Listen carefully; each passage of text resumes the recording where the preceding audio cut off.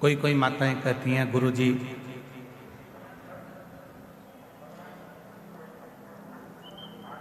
भगवान तो हमारी सुनता ही नहीं है,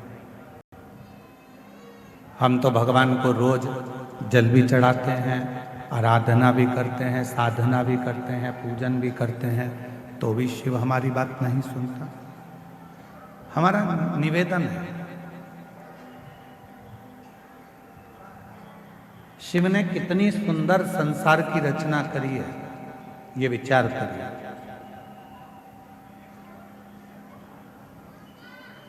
शंकर भगवान ने जो सृष्टि की रचना करी, शिव जी ने जो सृष्टि का निर्माण किया, वो कितना सुंदर करा।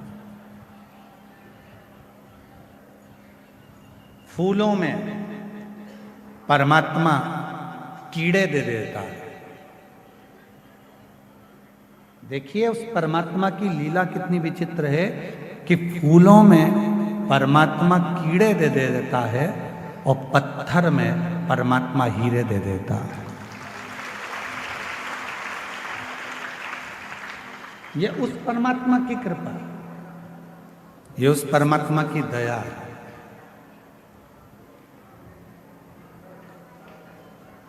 जिसने ज्यादा संघर्ष किया है, बहुत मेहनत करी है, बहुत परिश्रम किया है,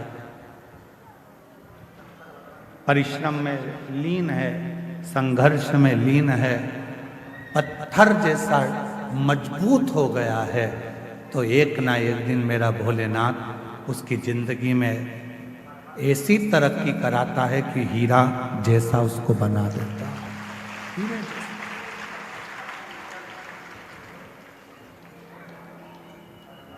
बस उसके लिए एक सबसे बड़ी बात है कि जब परमात्मा आपको हीरे जैसा बनाए तो आपके भीतर अभिमान ना आए, अहंकार ना आए।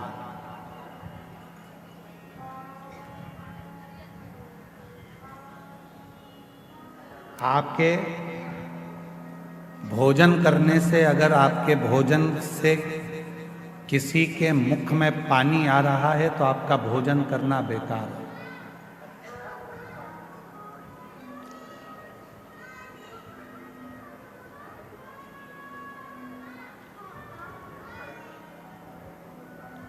आपका भोजन करना बेकार है।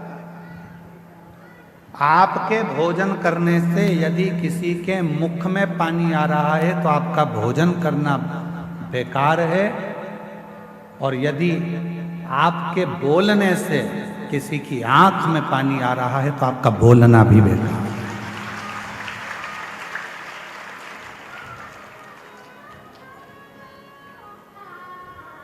भोजन करते समय भोजन की थाली में जो पकवान है, उस पकवान को देखकर अगर किसी के मुख में पानी आ गया तो आपका जो भोजन आप ग्रहण कर रहे हो वो आपके शरीर को नहीं लगता, वो आपके शरीर को नहीं लगता। भोजन करते समय यदि किसी के मुख में अगर पानी आ गया तो आपका भोजन करना बेकार है, और बोलते समय यदि किसी की आंखों में पानी आ गया आपके बोलने से तो आपका बोलना भी फिर वो बोलना आपका बेकार है कि आपने क्या बोल दिया, क्या ऐसा प्रसंग कर दिया, क्या आपने कह दिया कि उसकी आंख में आंसू आ गए, उसके नैनों में जल भर गए, उसके नैनों में अश्रु आ गए। आपका वो बोलना ही बेकार है।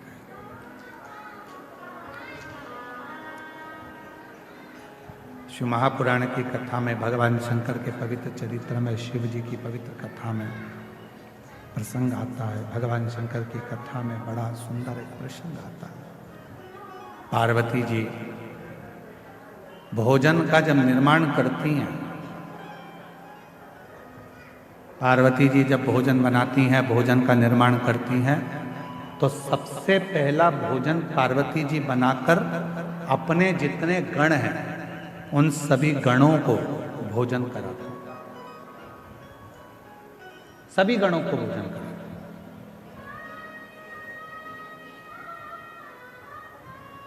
हमको पिछले वर्ष का इस प्रयागराज की भूमि पर एक स्मरण आता है, और प्रयागराज की भूमिका भी और काशी में जो कथा हुई सतुआ बाबा गौशाला में, उसका भी हमको स्मरण आता है। जिस समय पर सतुआ बाबा गौशाला में कथा चल रही थी तो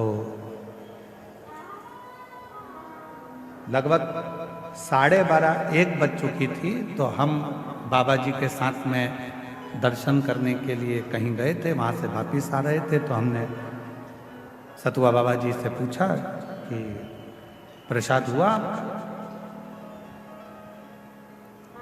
तो कहा महाराज जी अभी बहुत सारे लोग रह गए हैं, ये 2 बार की पंगत और हो जाए, उसके बाद फिर मैं अपने कक्ष में जाकर जो भी होगा उसको पालूं। एक गुरु, माता, पिता ऐसा ही होता है, सबको खिलाने के बाद सब संतुष्ट हो जाते हैं, तब वो थोड़ा सा प्रसाद पाकर संतुष्ट हो।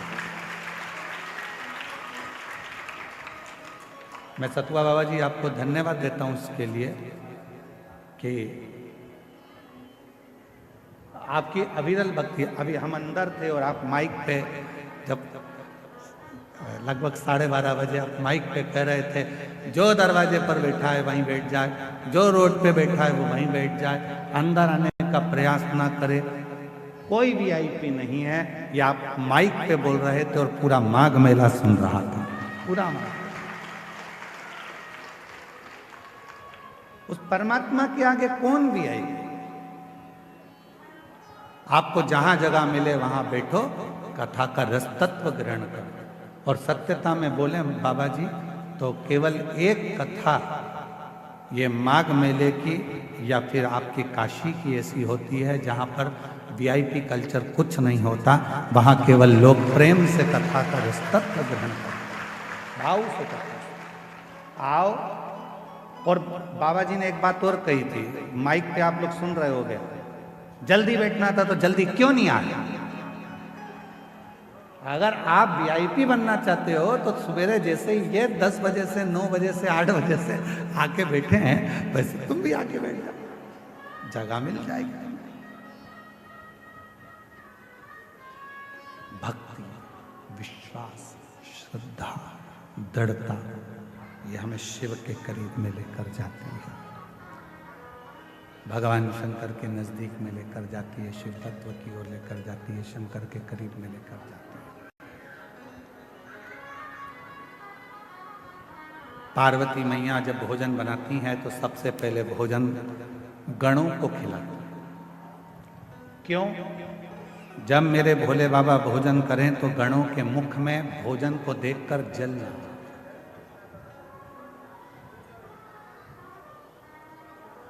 पानी ना,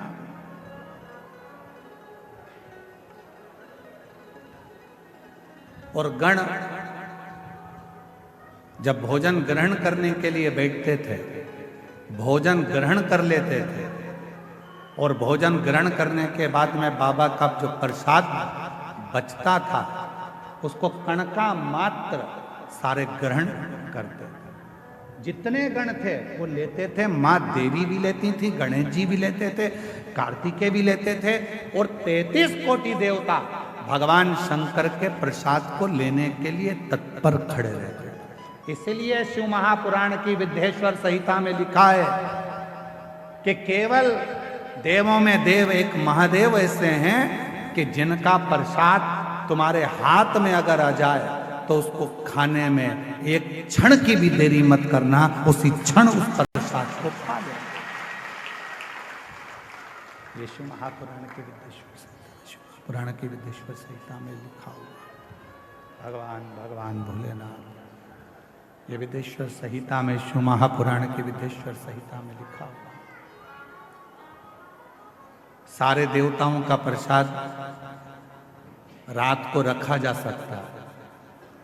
सत्यनारायण भगवान की कथा हुई, उसका प्रसाद 2-3 दिन रख लोगे चल जाएगा।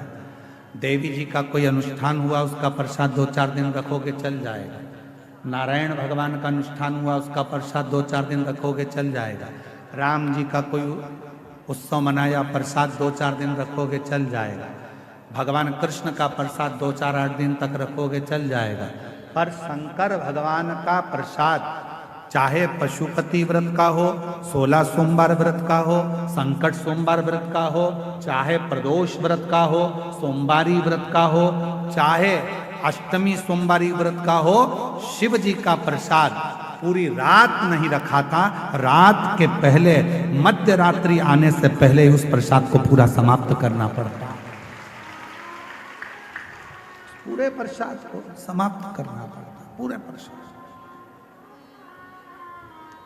और आप में से कई माताएं ऐसी होंगी जिन्होंने 16 सोमवार का व्रत करा होगा। आप में से कई माताएं ऐसी होंगी जिन्होंने 16 सोमवार का व्रत करा होगा। कितनी माताएं जरा हाथ उठाओ 16 सोमवार करी हुई, रखो रखो। आप लोगों को तो मालूम होगा ना कि 16 सोमवार का जब उद्यापन करती हो, जो प्रसाद बनता है उसको रात भर नहीं रखते, उसी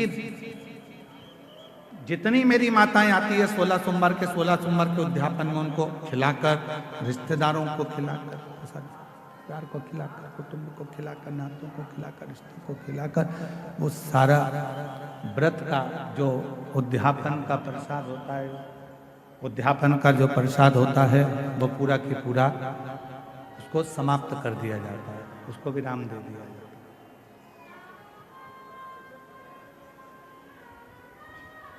पूरा 16 सोमवार का प्रसाद जो भी उद्यापन करता है उसको समाप्त। शिव जी की भोजन की थाली में शंकर भगवान के भोजन करने के बाद जो प्रसाद बचता है उसका कण कण मात्र सारे गण देवता देवी 64 योगिनी सब लेने के लिए आते हैं, सब।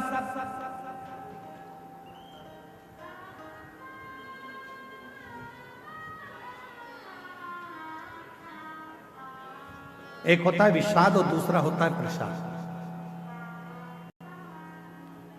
जो जोड़ने से मिला वो विषाद, जो छोड़ने पर मिला वो प्रसाद। ध्यान देना थोड़ा सा, जो जोड़ने से मिला वो विषाद। धन जोड़ा विषाद होगा, कपड़े जोड़े विषाद होगा, वैभव जोड़ा विषाद होगा, सत्ता जोड़ी विषाद होगा। जो जोड़ने पर मिल रहा है वो विषाद है, और जो छोड़ने पर मिल रहा है वो सब प्रसाद की गणना में आता है कि वो प्रसाद। विषाद बटोरा जाता है, प्रसाद बांटा जाता है।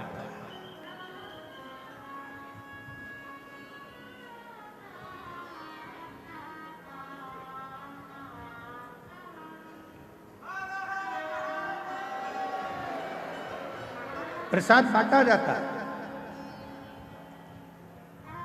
विषाद में केवल जोड़ा जाएगा, आन दो और प्रसाद जान दो, बांटो बांटो, वो बांटा जाए, बांट।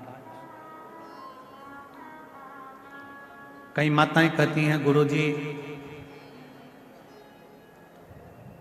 बेलपत्र कब खाना चाहिए और कब नहीं खाना चाहिए। शिव महापुराण की कथा कहती है जब शरीर में रोग हो, शरीर में कष्ट हो, तब शंकर जी की चढ़ी हुई बेलपत्र अगर पूरी 3 पत्तियां, मान लो आप पूरी 3 पत्ती भी बेलपत्र की नहीं खा सकते, तो बेलपत्र के आगे की थोड़ी सी एक अंश नोक मात्र भी आपके मुख में अगर जाती है तो भी वो उतना ही असर करेगी जितनी पूरी पत्ती करती है। एक अंश मात्र। अब कोई तुमसे पूछे क्यों महाराज जी ये कथा कहाँ मिलेगी, तो स्कंद पुराण में, शिव महापुराण में, देवी भागवत में इस कथा का वर्णन है कि भगवान देवादिदेव महादेव हाकड़िया की रोटी बनाई, काकड़िया की साग, और परसे माता पार्वती जी पावे भोलानाथ, माना शिव रटोरे, छोड़ दो कपट मन शिव रटोरे, शिव रटोरे मन शिव रटोरे, छोड़ दो कपट मन शिव रटोरे। आकड़िया की रोटी बनाई काकड़िया की साग, आकड़िया की रोटी बनाई काकड़िया की साग। और परसे माता पार्वती जी, परसे माता पार्वती जी, पावा भोलानाथ मन शिव रटोरे। छोड़ दो कपट मन शिव रटोरे, मन शिव रटोरे, मन शिव रटोरे। छोड़ दो कपट मन शिव। हमारे यहाँ शास्त्रों में ऐसा मिलता है कि पार्वती जी भोजन बनाती हैं, शिव जी को खिलाती हैं।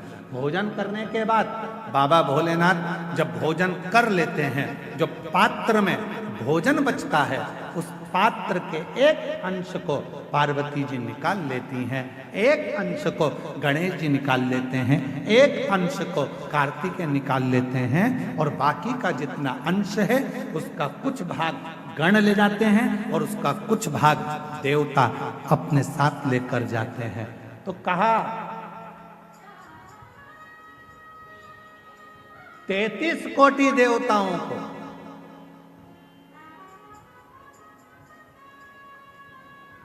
भोजन की थाली का कितना भाग मिलता था, जरा ध्यान से सुनना प्रयागराज वाले। जितनी मेरी जीजियां बैठी हैं, जीजा बैठे हैं, मेरी बेटियां बैठी हैं, बेटा बैठे हैं, जितने मेरे बुजुर्ग माँ बाप बैठे हैं, सब सावधानी से सुनना। और जितने आस्था चैनल पर, फेसबुक, यूट्यूब पर, जितना सोशल मीडिया पर सुन रहे हो, सब सावधानी से सुनना कि शिवजी की थाली में से जो भोजन बचता था वो 33 कोटि देवता। अब ध्यान देना, गणेश जी का हिस्सा निकल गया, पार्वती जी का निकल गया, कार्तिकेय जी का निकल गया, योगिनियों का निकल गया, गणों का निकल गया, उसके बाद में देवताओं का हिस्सा। आखिर वो देवताओं के हिस्से में से 33 कोटि देवताओं को उस भोजन में से मिलता कितना भोजन मिलता होगा, वो प्रश्न। तो कहा प्रसाद का मतलब क्या है? जो शंकर जी की थाली में से भोजन जाता था, भगवान नारायण के लिए लक्ष्मी जी लेकर जा रही हैं, और वैकुंठ जाते जाते जितने देवता उस प्रसाद का दर्शन करते थे, वो प्रसाद उतना उतना उन देवताओं की दृष्टि में समाहित होकर उनके हृदय में उतरता जाता था। भोजन का कण मात्र का दर्शन भी सुख दे जाता,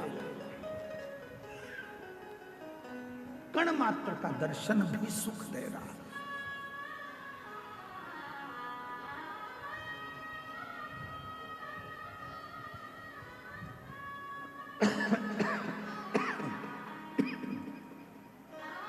एक कण मात्र का दर्शन।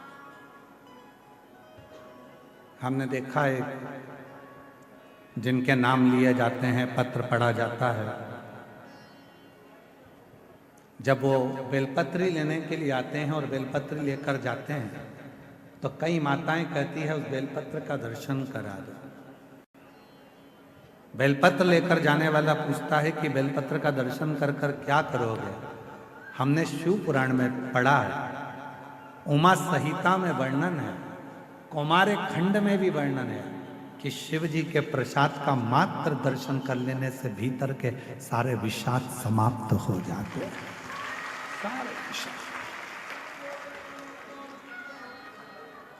केवल प्रसाद का दर्शन करने से ही विषाद समाप्त हो जाए।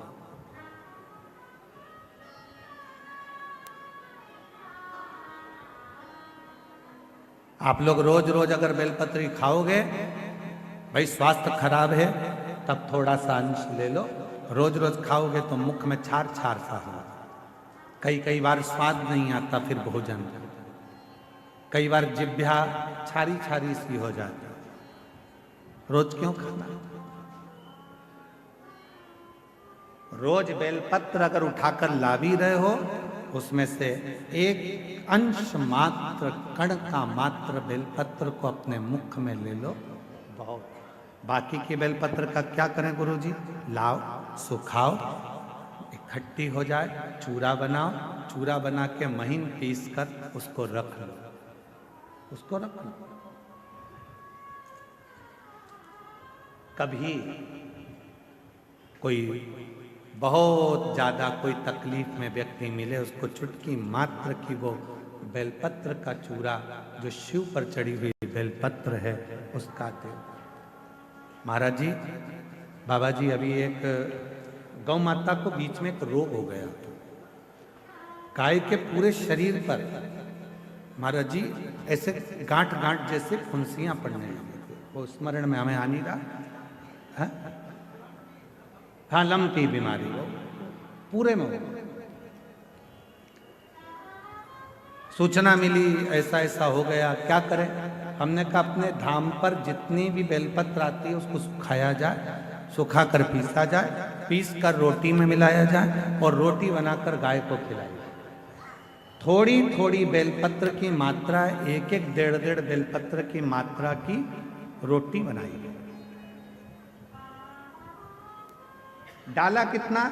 केवल एक बेलपत्र का आधा अंश उस रोटी में डाल डालकर जब गाय को दिया तो वो लंपी की जो बीमारी थी वो धीरे धीरे धीरे धीरे समाप्त हो गई।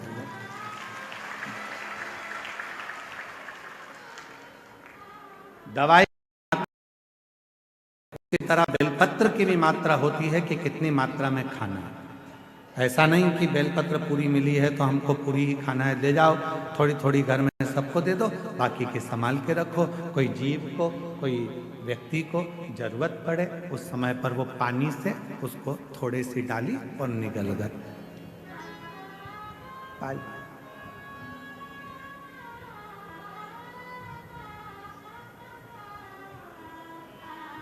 कुछ मात्रा, और बीमारी हो तब जरूर उसकी बेलपत्र का थोड़ा सा भाग शिव पे चढ़ा हुआ अवश्य। पर यदि आप स्वस्थ हैं, शिव की कृपा है, तो भले ना पाए, एक लोटा जल चढ़ाएं, जल का थोड़ा सा भाग अपने मुख में आचमन जरूर करें, उससे फल।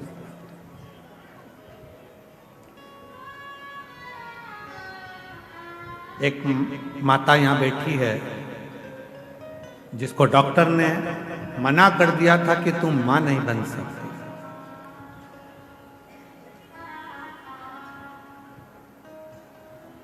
4 साल तक उसने डॉक्टर का इलाज करवाया, 5 साल तक इलाज करवाया। 5 साल के इलाज करवाने के बाद में फिर 8 साल तक इलाज करवाया, 10 साल तक इलाज करवाया, और 10 साल के इलाज के बाद में उसने इलाज करवाना बंद कर दिया। सोच लिया अब मेरे घर में औलाद नहीं हो सकती। फिर 3 साल तक मंदिर मंदिर देवालय शिवालय ना जाने कहां कहां जाकर गोद भरवाई। ऐसे मिलाकर 13 साल हो। 13 साल के बाद उसने फिर मंदिर देवालय शिवालय गोद भरवाना भी बंद कर दिया, घर में रहने लगी। ऐसे करते करते 20 साल हो। 20 साल होने के बाद में 21 साल हो गए, 21 साल के बाद 22 साल हो गए, और 22 साल के बाद उसने किसी ने एक क्लिप भेज दी मोबाइल पर कि सफेद आंकड़े की जड़ तुमरुका जी का नाम लेकर शिव जी के ऊपर 21 बार घुमाकर नंदी के पास खड़े होकर कमर में बांध ली जाए तो बाबा की कृपा से औलाद जरूर होती है। और उस महिला ने 22 साल के बाद वो क्रम करा और बाबा की कृपा से 22 साल के बाद औलाद का जन्म, वो बेटी।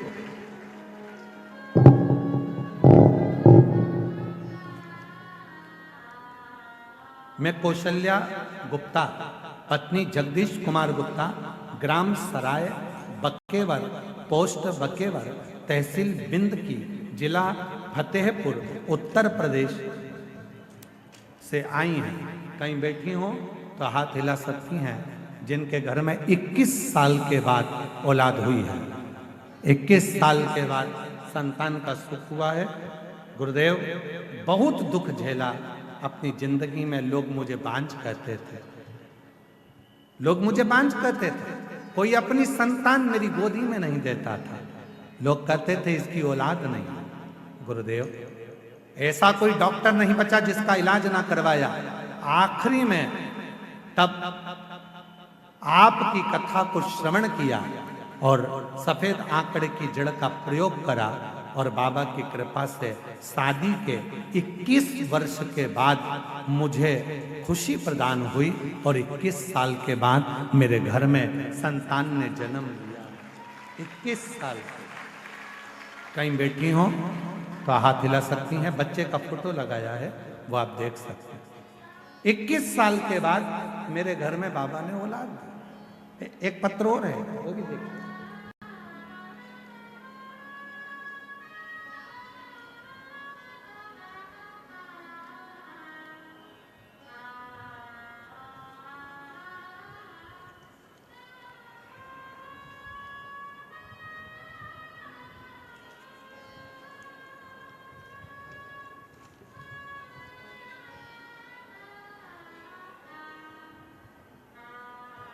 गुरुजी, मेरा नाम रश्मि मिश्रा, मेरे पति का नाम सौरभ मिश्रा है। कहीं बैठे हो रश्मि मिश्रा, सौरभ मिश्रा। ग्राम सातो सुल्तानपुर, जिला फतेहपुर, उत्तर प्रदेश की रहने वाली हैं। आप ही हैं? लेकर आ जाओ बच्चे को, आ जाइए। गुरुजी, शादी के कई साल निकल गए थे, औलाद का सुख नहीं था, सब जगह इलाज करवा करवा के थक गए। तब आखिरी में किसी बहन जी के कहने पर पशुपतिनाथ का व्रत किया और महादेव को जल चढ़ाना प्रारंभ करा और बाबा की ऐसी कृपा हुई गुरुदेव कि हमारे यहाँ कई सालों के बाद बाबा ने औलाद का सुख दिया और बाबा की कृपा से 29 अगस्त 2023 को पुत्र रत्न की प्राप्ति हुई, शिव की कृपा से, बाबा की कृपा से। एक पत्र और है।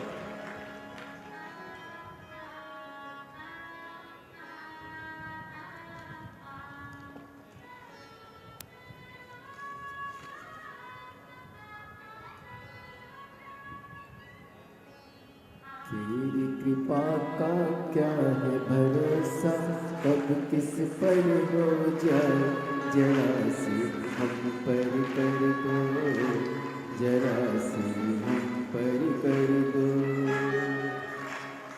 तेरी कृपा का क्या है भरोसा, कब किस पर। मेरा नाम अर्चना पांडे, मिर्जापुर शहर से आई हूँ। 16 वर्ष तक मेरे घर में पुत्र रत्न की प्राप्ति नहीं हुई और बाबा की कृपा से सफेद आंकड़े की जड़ का प्रयोग और पशुपतिनाथ का व्रत किया, उससे बाबा की कृपा से 16 साल के बाद पुत्र रत्न की प्राप्ति हुई। कहीं बैठे हो तो आस। शिव शिव है, शंकर शंकर है, ओगढ़दानी ओगढ़दानी है, उस पर करा गया भरोसा विश्वास। जरूरी नहीं कि दवाई की पूरी बोतल लेकर आओगे तो पूरी की पूरी बोतल एक बार में ही पी जाओगे। दवाई का पत्ता खरीद कर लाओगे तो दवाई का पूरा पत्ता एक साथ खा जाओगे, नहीं। जैसे दवाई एक एक गोली ली जाती है, पीने वाली दवाई एक एक ढक्कन ली जाती है, चम्मच से ली जाती है, उसी तरह जब रोग बीमारी तकलीफ आए भी तो बेलपत्री का अगर थोड़ा सा भी अंश हमारी इस मुख से भीतर प्रवेश करेगा तो हमारे रोग को समाप्त जरूर करेगा, निश्चित। हमारे रोग को मिटाएगा, हमारे रोग को समाप्त जरूर करेगा। एक विश्वास, एक भरोसा। 33 कोटि देवताओं में प्रसाद कैसे बंटता है तो कहा केवल दर्शन ही मूल है, केवल दर्शन।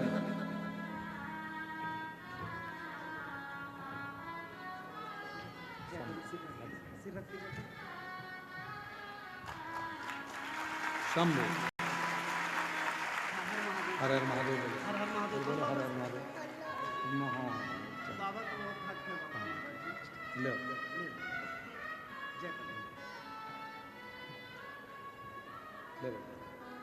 बधाई आपको बहुत, सब महादेव की बाबा की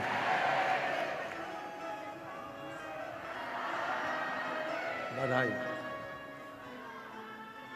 जो जैसी भावना लाया वो वैसा ही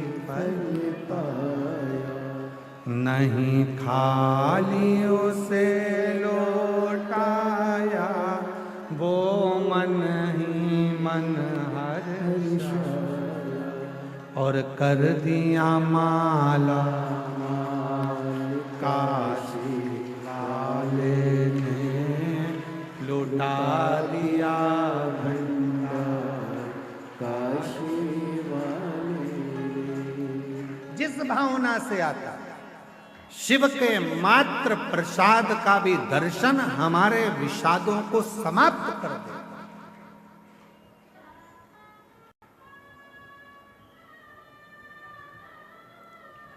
फूल की माला पहनोगे, अहंकार पीछे पड़ जाएगा, अभिमान पीछे पड़ेगा। बोलो बोलो, सही है कि गलत है? फूल की माला पहनोगे तो अहंकार अभिमान पीछे पड़ जाएगा। सोने की माला पहनोगे तो चोर पीछे पड़ जाएगा। और यदि रुद्राक्ष की माला पहनोगे तो मेरा महाकाल पीछे पड़ जाएगा।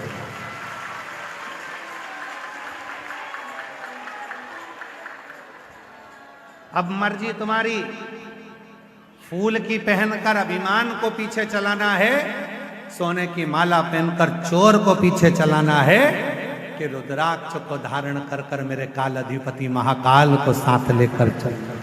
ये आपके ऊपर निर्भर, ये आपके ऊपर निश्चित करते आप किस माला को धारण करना है।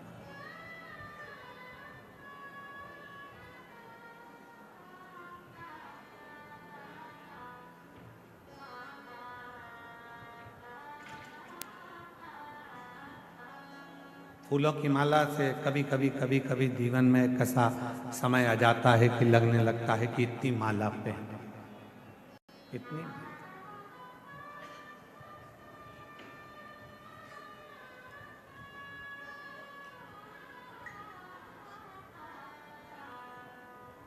हमने एक कथा में वर्णन किया था, आप लोगों ने श्रवण किया होगा, कि जितने भी देवताओं को माला चढ़ती है उसको कहते हैं फूलों की माला, और शिव जी को जो माला चढ़ती है उसको माला नहीं कहते, उसको क्या कहते हैं? हार। मतलब मैं जिंदगी से हार चुका हूं, कुछ भी मेरे पास में नहीं है, हर जगह से हार कर तब तेरे चरणों में आकर बैठा हूं। ये हार तुझे स्वीकार करना है और मुझे विजय करना है। ये तेरे ऊपर, ये तेरे ऊपर।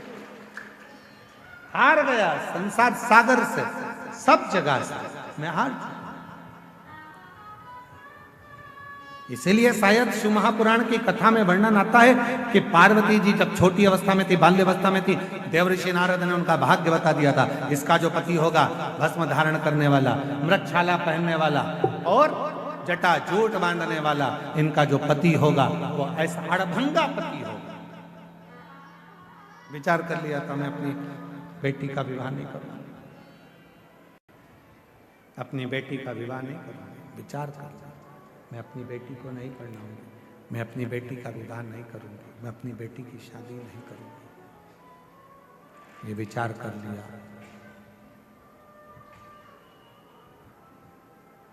पार्वती जी ने सुन लिया था देवऋषि नारद के मुख से, कि पार्वती जी ने ये श्रवण कर लिया था देवऋषि नारद के मुख से कि शिव को पाना है तो शिव जैसे हो जाना, शिव को पाने के लिए शिव जैसा होना पड़ेगा, शंकर जैसा होना पड़ेगा। कैसे होना है शंकर जैसे? तो कहा सिर पे गंगा है, तो क्या शंकर जी को पाने के लिए हम भी एक मोटर लगा लें सिर पे? नहीं। गंगा मतलब शीतल, मतलब अपने भेजे को ठंडा रखिए। बहुत कठिन काम है, बहुत कठिन।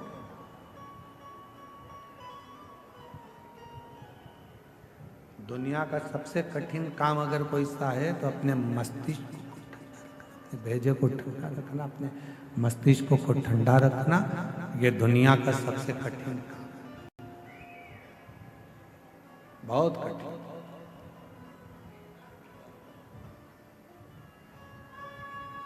और जैसे तुम हो वैसे हम हैं। जरा भी माइक गड़बड़ होता है ना तो हमारा भी भेजा ठनक जाता है।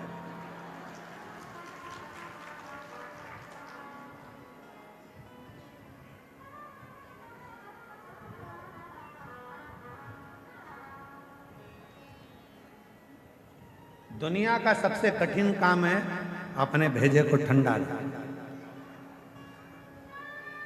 तो महाराज जी फिर आप कहते हो कि भेजा ठंडा रखो, जब तुम्हारा ही गर्म है तो हम काहे ठंडा रखें?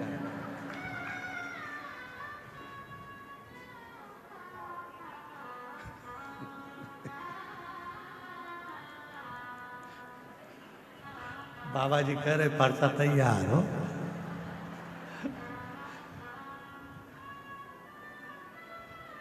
वल्लभ कुल की बलियारी जब देखो जब तैयार है। अब तो हम कैसे ठंडा रखें?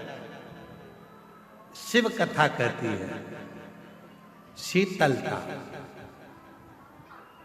जितना समय हो सके उतने समय शांत, शीतल, संयम बहुत जरूरी। जितना समय, जितनी देर हो सके शीतलता अपने भेजे में, अपने मस्तिष्क में। फिर किसी ने कहा शंकर भगवान भस्म लगाते हैं तो क्या हम भस्म चढ़ा लें? मत चढ़ा। आप भस्म की जगह शिव की भक्ति का रंग चढ़ा, भगवान शंकर की अविरल भक्ति को चढ़ाने का प्रयास। फिर किसी ने कहा शंकर भगवान, हमने सुना है भांग चढ़ा लेते हैं, हम क्या चढ़ा? तुम्हें नशा करने की जरूरत नहीं है, क्योंकि शिव पुराण में लिखा है कि शिव जी कोई नशा नहीं करते। सतुआ बाबा जी ने एक छोटा सा पत्र भेजा है हमारे पास,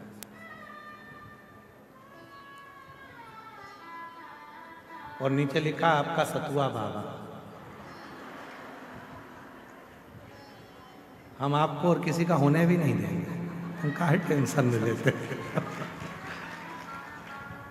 गुरु जी, आज के समय में नए नए बच्चे, नए नए बेटा बेटी नशे में बहुत ज्यादा लिप्त होते चले जा रहे हैं। मेरा एक आह्वान इस व्यासपीठ से है सतुआ बाबा जी का कि कैसे भी अपने बच्चों को नशे से दूर रखो, नशा मुक्त हो, और हमारा एक एक नवयुवक, एक एक युवान बहन भाई नशे की लत को छोड़कर परमात्मा के भजन की, भक्ति की और अपने कर्म को करने की, अपने कर्म को करने की, एक लक्ष्य पाने का एक नशा होता है, लक्ष्य पाने का।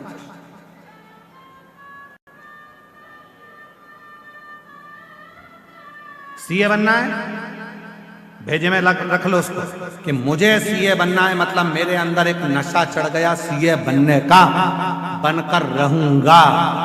जैसे नशे वाले व्यक्ति के अंदर एक तलब उत्पन्न होती है पीने की, खाने की, ऐसी ही एक तलब तुम्हें मंजिल तक पहुंचने की होना चाहिए कि मुझे वो कर,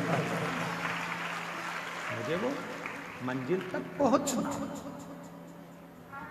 सीए बनना है, बनूंगा, बनूंगा। सरकारी नौकरी करना है, करूंगा। एक पत्र अच्छा है, पहले उसको सुनो, बहुत अच्छा पत्र।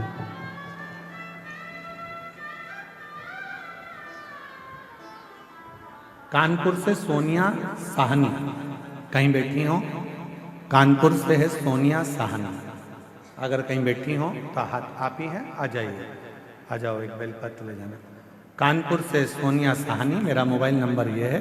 एक लोटे जल सारी समस्या के हल, महत्व यह कि भोले बाबा की से हमने 2022 में आपकी कथा सुन रहे। कानपुर निवासी मेरे बेटे ने सीए की परीक्षा देते देते हार चुका था। बेटे ने इतनी बार सीए की परीक्षा दी, आखिरी में वह हार चुका था। बच्चे को बाबा पर विश्वास हो गया और मैंने भी पशुपति नाथ का 5 बार व्रत रखा। अपने बेटे से कहा कि तू भी व्रत कर, मैं भी कर। और सियोर वाला बाबा कहता है कि अपनी पढ़ाई को 4 गुना बढ़ा। इतनी मेहनत कर रात दिन कि अब की बार तुझे सीए बनना ही है। और बाबा की ऐसी कृपा हो गई गुरुदेव कि मेरे बेटे ने सीए के लिए जो एग्जाम दिया आपके कहने पर, आज मेरा बेटा सीए बन गया। मैं बाबा को धन्यवाद देता हूँ। बाबा, एक बात और कहना चाहती हूँ, मेरे बड़े बेटे ने जितनी मेहनत करी और आखिरी में सीए बन गया, तो मेरा छोटा बेटा उसको देखकर बोला, भैया जब तू पढ़ाई कर कर शिवजी पे 1 लोटा जल चढ़ाकर पशुपति व्रत कर कर तू सीए बन सकता है, तो मैं भी कुछ ना कुछ कर सकता हूँ।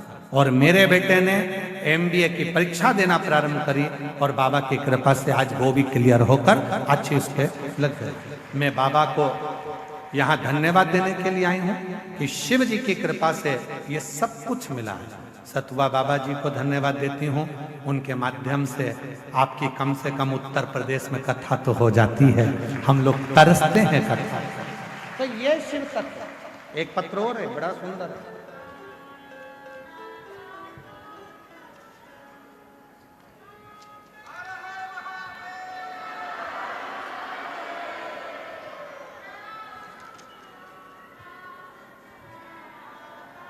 मेरा नाम कृष्ण मिश्रा, महादेव के चरणों को नमन करती हूँ। देव 2021 से शिव पुराण की कथा टीवी पर मोबाइल पर सुनती हूँ। कहीं बैठी हो तो हाथ हिला सकती हैं। कृष्ण मिश्रा महादेव की कथा, इसमें नाम है कृष्ण मिश्रा, तिलहर जिला शाहजहाँपुर उत्तर प्रदेश से हैं। कहीं बैठी हो तो हाथ हिला सकती हैं और आ सकती हैं। गुरुदेव मोबाइल पर कथा सुनती थी। मेरा बेटा बहुत मेहनत कर रहा था पर सरकारी नौकरी नहीं लग पा रही थी। आखिरी में मैंने बेटे से पशुपति नाथ के व्रत का किया, खूब मेहनत करी, रात दिन एक करा और बाबा की कृपा से आज मेरे बेटे ने नौकरी के लिए जो अप्लाई करा था 2025 में मेरे बेटे की नौकरी यूपी पुलिस में लग गई है। मैं बाबा को यहाँ प्रणाम करने के लिए आई हूँ। अगला पत्र है अर्चना, फतेहपुर उत्तर प्रदेश से, एक छोटे से शहर राधानगर की निवासी हूँ। कहीं बैठी हो तो हाथ हिला सकती हैं और बेलपत्र लेने के लिए आ सकती हैं।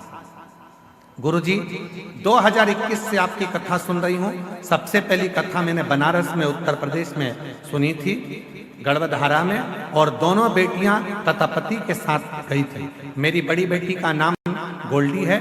पंडित जी, मेरे दोनों बेटियां कंपटीशन एग्जाम की तैयारी कर रही थी पर वो निकलती नहीं थी। तब मेरी बड़ी बेटी ने एसएससी जीडी का एग्जाम दिया और बाबा की कृपा से एक बार कथा सुनी और बाबा से विनय कर कर मेहनत कर कर आज मेरी बेटी उसमें निकल गई। और दूसरी बेटी ने भी फिर वापिस एसएससी जीडी का एग्जाम दिया और बाबा की कृपा से वो भी क्लियर कर लिया। आज मैं बाबा को यहाँ धन्यवाद देने के लिए आई हूँ, बाबा को प्रणाम करने के लिए। ये शिव तत्व, ये भगवान शंकर की अविरल भक्ति, विश्वास जब दृढ़ होता है। ये बेटे को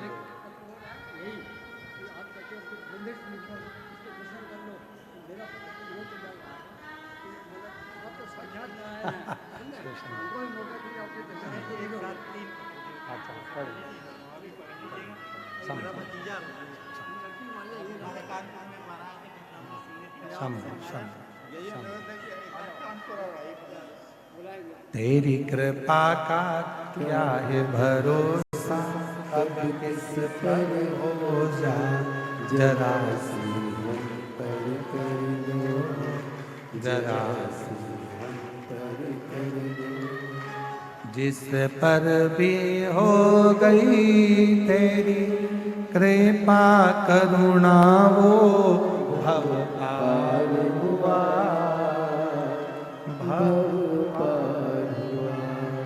पापी हो जाए जितना उसका भी बाबा उद्धार हुआ, उद्धार हुआ।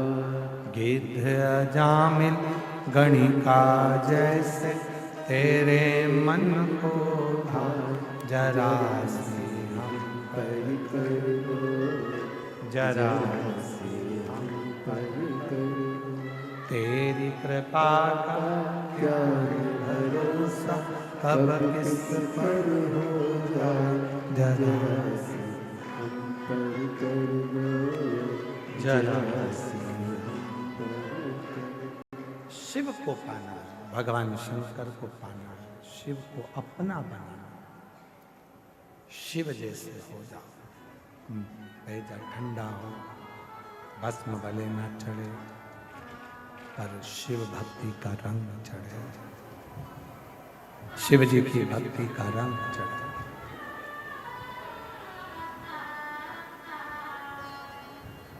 पार्वती मैया का जब जन्म हुआ, प्रकट हुई, देव ऋषि नारद ने उनका भाग्य बताया और भाग्य बताकर कहा कि इसके तो भाग्य में ये सब लिखा हुआ है। पार्वती जी ने विचार कर लिया कि मैं शिव को अपना बनाऊंगी, मैं भगवान शंकर को अपना बनाऊंगी, शिव को अपना बनाऊंगी। और पार्वती शिव को अपना बनाने के लिए पूर्ण तरह से भगवान शंकर की विरल भक्ति में डूबी।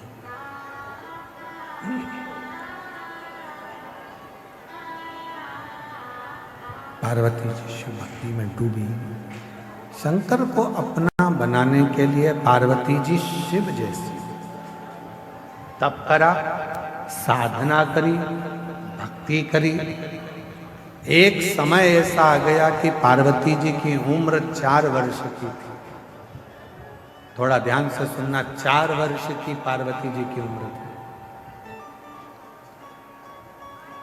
जो कंकर मिलता था, पार्वती जी उस कंकर को उठाकर शंकर बना लेती थी और उसकी पूजन करती थी।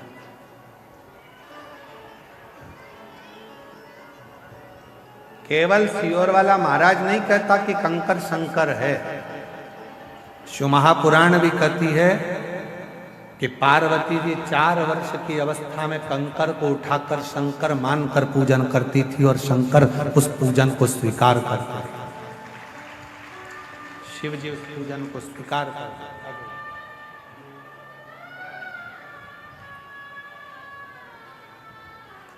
गला पकड़ रहा है, साउंड बहुत ज्यादा, गले से बोलते नहीं बन रहा है।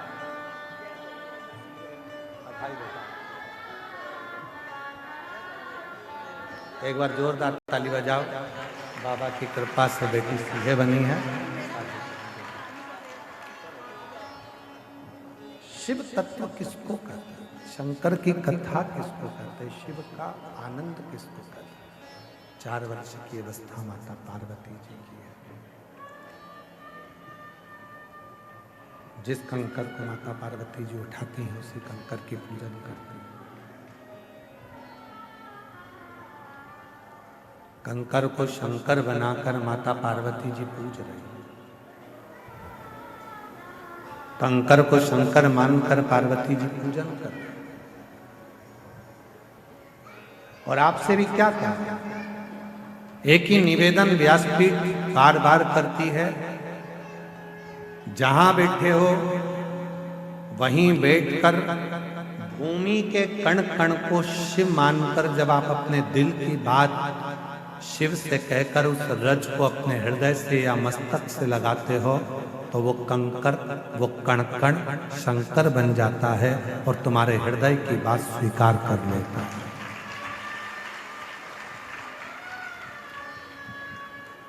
पार्वती जी कंकर को शंकर बना रही हैं।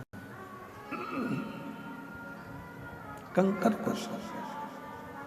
4 वर्ष की अवस्था है। माता पार्वती जी जब भ्रमण करती हैं, खेलती हैं, यहाँ वहाँ जाती हैं, जो कंकर मिलता है पार्वती जी उस कंकर को शंकर बनाकर उसका पूजन करती हैं। 4 वर्ष की अवस्था, कंकर को शंकर मानकर पूजा। एक बार हिमालय राजा मां पार्वती जी को लेकर मैनावती के साथ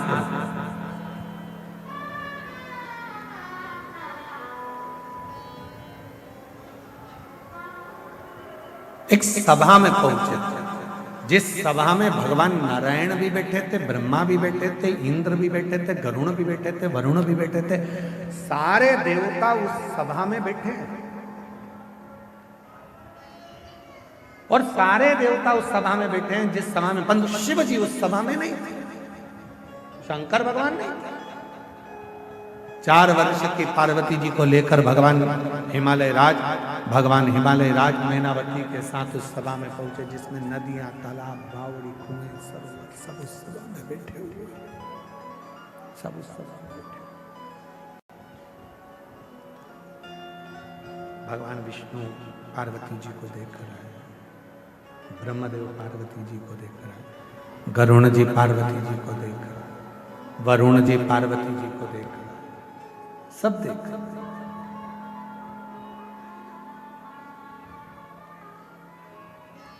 सबका ध्यान मां पार्वती जी की ओर है।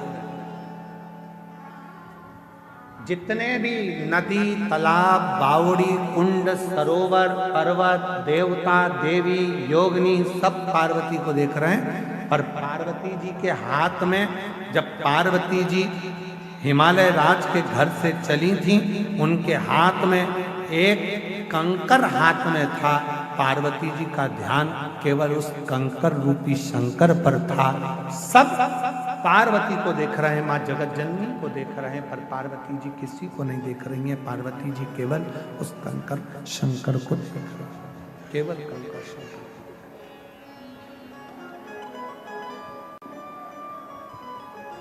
शिव महापुराण की कथा कहती है, भगवान शंकर का चरित्र कथा है, शिव तत्व कथा है, शंकर की पवित्र कथा कहती है कि दुनिया के लोग भले आपको देखें, दुनिया के लोग भले मंदिर में आप जाते हो, जल चढ़ाते हो, मंदिर में जाकर पूजन करते हो, कई बेटा बेटी कहते हैं, लोग हमको देखते हैं, दुकान वाले हमको देखते हैं, व्यापारी हमको देखते हैं, मंदिर वाले देखते हैं, पुजारी लोग देखते हैं, ये लोग देखते हैं, वो लोग देखते हैं, कोई जल चढ़ाने आया वो देख रहा है, कोई पूजन करने आया वो देख रहा है।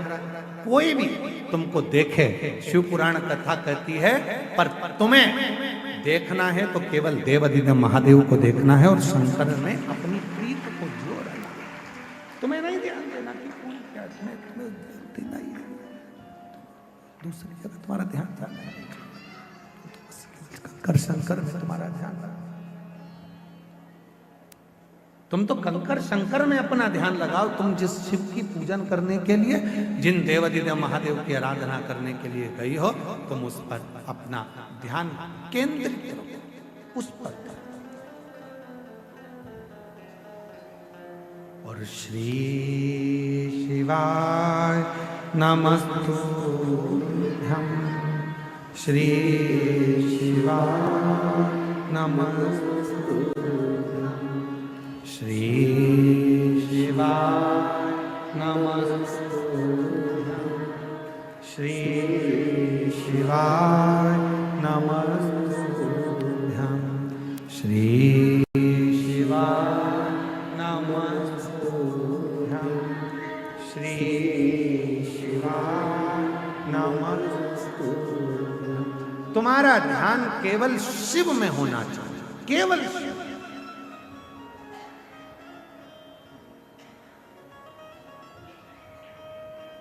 बाबा जी, इस रोड के सिरे से लेकर उस रोड के सिरे तक भक्त बैठे हैं। हम कहेंगे आस्था चैनल वालों को जरा दिखाओ, एलईडी पर भी दिखाओ और आस्था चैनल पर भी दिखाओ। रोड का एक कोना पकड़ लो माघ मेले का, और रोड का दूसरा कोना पकड़ लो माघ मेले का। पूरे रोडों पर शिव भक्त बैठे हुए हैं, हम भी उनको नहीं दिख रहे बाबा। और कई शिव भक्त ऐसे होंगे कि हो सकता है उनके कानों में आवाज पहुंचे ना पहुंचे, पर आपने जो कृपा करी है कि माघ मेले के सारे माइकों में ये आवाज जा रही है, तो उन शिव भक्तों तक ये आवाज पहुंच रही है। एक रोड के कोने से लेकर दूसरे रोड के कोने तक शायद बाबा जी कथा सुनने वालों के लिए गादी लगाना पड़ती है। रामायण कुटी वाले महाराज जी ने निवेदन करो, कथा के श्रोताओं के लिए सोफे लगाना पड़ते हैं, गादी लगाना पड़ती है, कुर्सी लगाना पड़ती है, अच्छी व्यवस्था करना पड़ती है। गाड़ी भेजना पड़ती है, खड़े होकर आओ जी बैठो जी, आओ जी बैठो जी करना पड़ता है। केवल भारत की भूमि पर एक शिव महापुराण की कथा ऐसी है जो भक्तगण जहां जगह मिलती है वहां बैठकर श्रवण करते हैं और कोई किसी की बिना।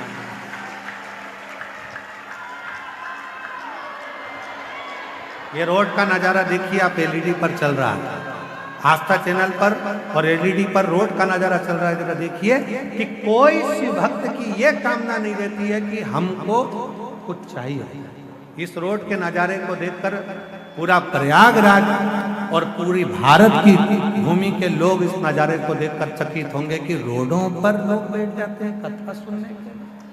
कोई कामना नहीं, केवल एक कामना है, शिव की कथा मिल जाए और एक बार मेरे भोले बाबा की स्तुति करूं। जब श्री शिवाय नमस्तुभ्यं बोलकर जब मेरा बाबा मौन होए, उस मौन होने में मैं अपने दिल की कामना कर लूं और अगली बार जब मेरा कुबेर भंडारी आए तो मेरा भी पत्र व्यासपीठ पर पहुंच जाए। बस यही, केवल यही और कुछ। विश्वास, भरोसा, दृढ़ता और उससे जब लगन जुड़ जाती है तो फिर दुनिया का कोई, पार्वती मैया के हाथ में इतनी सभा लगी है, 4 वर्ष की पार्वती जी केवल कंकर को शंकर मानकर उसी को देख रही हैं, उन्हीं का दर्शन कर रही हैं, कंकर को शंकर मानकर उन्हीं को निहार रही हैं। भगवान नारायण पार्वती जी को देख रहे हैं, ब्रह्मा जी देख रहे हैं, इंद्र देख रहे हैं, गरुण देख रहे हैं, वरुण देख रहे हैं, सारे देवी देवता पार्वती को देख रहे हैं। पर 4 साल की पार्वती जी, 4 वर्ष की माता पार्वती जी केवल उस कंकर रूपी शंकर को देख, केवल कंकर रूपी शंकर और कुछ इसके सिवा कुछ।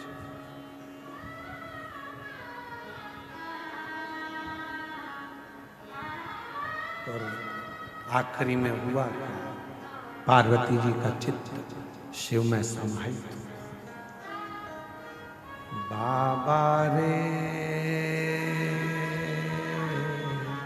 तेरे बिना भी क्या जीना, ओ शंभू रे तेरे बिना भी क्या जीना। फूलों की कलियों, काशी की गलियों, फूलों की कलियों में, काशी की गलियों में, तेरे बिना कुछ कहीं ना, तेरे बिना भी क्या जीना, ओ शंभू रे तेरे बिना भी क्या जीना, ओ बाबा रे तेरे बिना भी क्या जीना। कंकर में शंकर दिख रहा है, पार्वती का ध्यान, माता जगत जननी का ध्यान कहीं नहीं गया। कहा हिमालय राज ने माता पार्वती जी का हाथ हिलाकर कहा, पार्वती सामने बैठे हैं ये भगवान नारायण है। पार्वती तो शिव को देख रही, तुझ में रब दिखता है यारा, मैं क्या करूं? हर एक में तू ही दिखता है तो मैं करूं तो करूं क्या?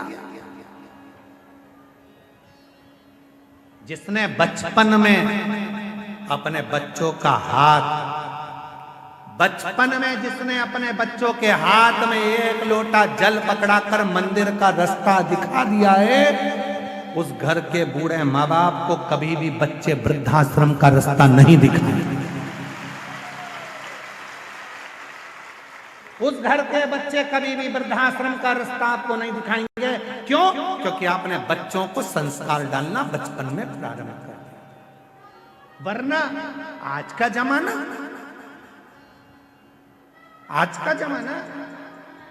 आज के जमाने में बड़े बड़े बैनर लगते हैं, रक्तदान शिविर लगाया है।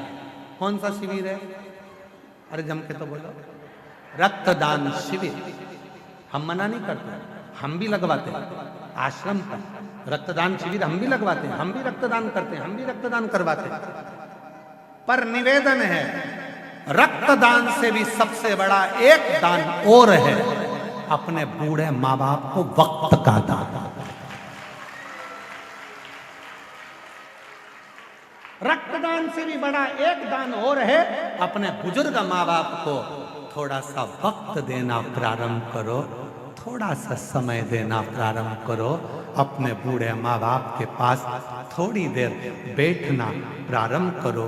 जब आप अपने बुजुर्ग माँ बाप के पास थोड़ी देर बैठोगे तो वो माँ बाप को अच्छा लगेगा, वो माँ बाप को भी अच्छा लगेगा कि मेरे बेटे ने मुझे वक्त दिया। तो रक्तदान तुम भी करो, हम भी करते हैं। रक्तदान करना चाहिए, किसी के काम आएगा, कोई के दुख में काम आएगा, कोई बीमारी में काम आएगा। रक्तदान जरूर करो, रक्तदान करना चाहिए। पर जिस माँ बाप ने तुम्हारे शरीर में रक्त दिया है, उस माँ बाप को थोड़ा सा वक्त का दान देना चाहिए।